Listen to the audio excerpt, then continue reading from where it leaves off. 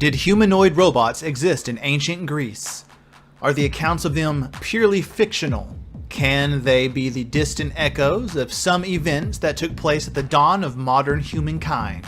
We will not jump to conclusions, but we will take a closer look at the ancient mythology from the point of view of historical retrospective. Legend has it that Hephaestus, the ancient Greek god of fire, metalworking, and handicrafts, forged 24 copper tripods, which could move around the place on the golden wheels as if they were self-propelled or automatic.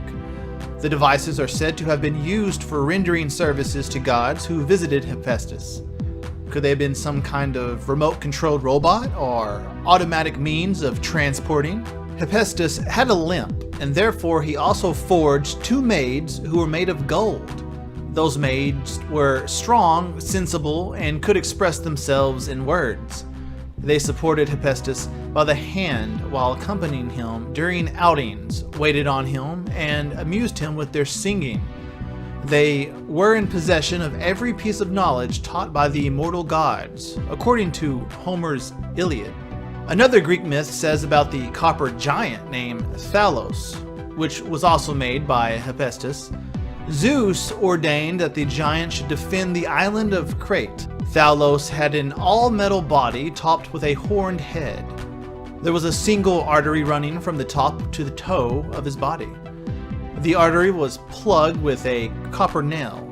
The copper giant patrolled the island and kept the enemy ships at bay by throwing rocks at them. He was also a mouthpiece of Minos, a king of Crete. Thalos began throwing red flame around him after the enemy invaded Crete. Thalos managed to send the enemies running. However, the sorceress Medea outsmarted the giant with the help of false visions. Then she took the plug out of the artery, and the giant's black oily blood came rushing onto the ground. As a result, Thalos' strength thinned out. Crete became extremely vulnerable to enemy attacks. In terms of technology, the following analogies fall into place if we see the story of Thalos through the eyes of the 21st century man.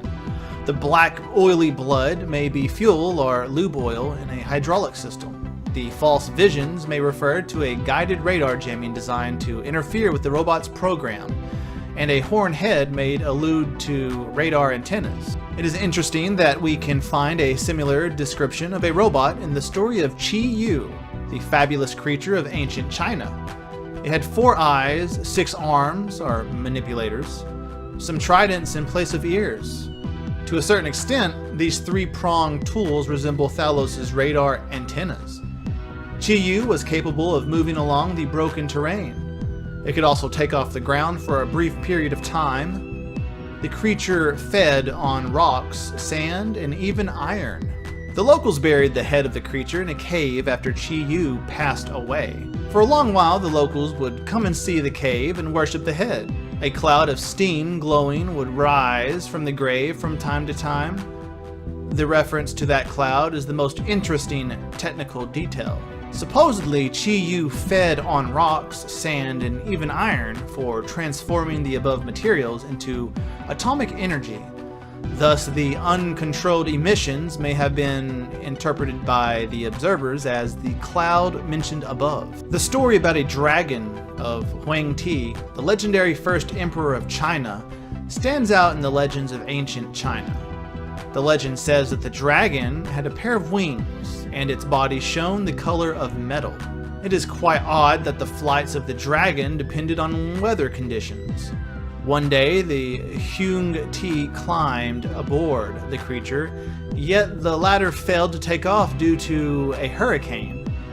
A really strange circumstance, since the fabulous dragons were the protectors of rain and wind. The above anomaly can be understood once we assume that the dragon stands for a prototype of some flying machine. According to the legend, the dragon could hold up to 70 passengers who boarded it by climbing on its whiskers.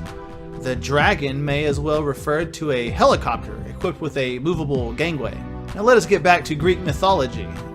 The dragon featured in the legend of the Golden Fleece, set in Colchis, is of particular interest. The dragon stood guard over the Golden Fleece in a grove belonging to Ares, the ancient Greek king of war. or god of war. The monster had an armored body covered with copper scales, and its sinister eyes shone brightly. There were 3 rows of teeth in its mouth, and a golden comb heaving on top of its head. Again, we can offer a number of modern technical terms to suit the above attributes of the legendary dragon. The shining eyes may refer to searchlights or headlights.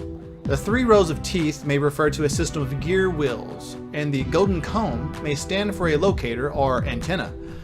The dragon as a whole may be a description of some technological miracle rendered by a man of the Bronze Age. We can use a number of references to back the above interpretation of the account.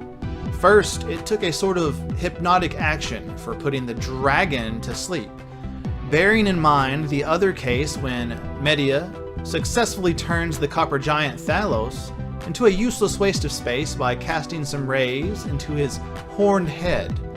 The act of hypnosis may have to do with a guided jamming session. The dragon was subdued by the magical powers of hypnosis, which made it shut its mouth, close its fiery eyes, and stretch itself out under the tree on which the golden fleece hung.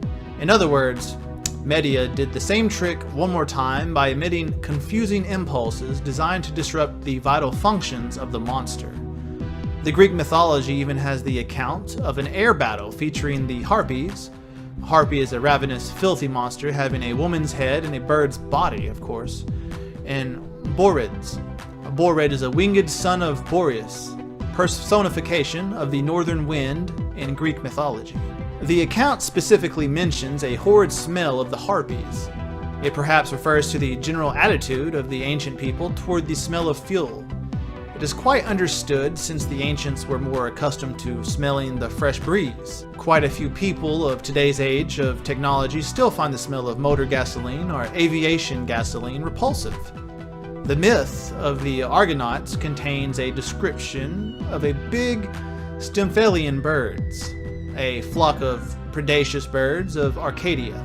They had large and shining copper wings, which threw pointed feathers, a variety of arrows or bullets perhaps, at the Argonauts. The latter managed to shoot down one of the birds, and then the birds circled over Jason's ship and faded away on the horizon. This maneuver seems to resemble that of a group of warplanes, performed out on patrol or following an attack on the ground target.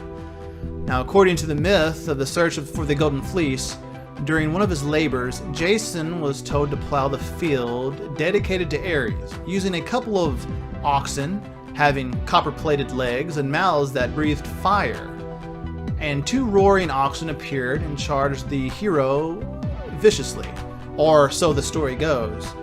The oxen began spouting fire, however Jason managed to put them under restraint and did as he told. What hides beneath the description of those strange oxen? The copper-leg oxen that spout fire look very much like some mechanisms capable of moving out independently.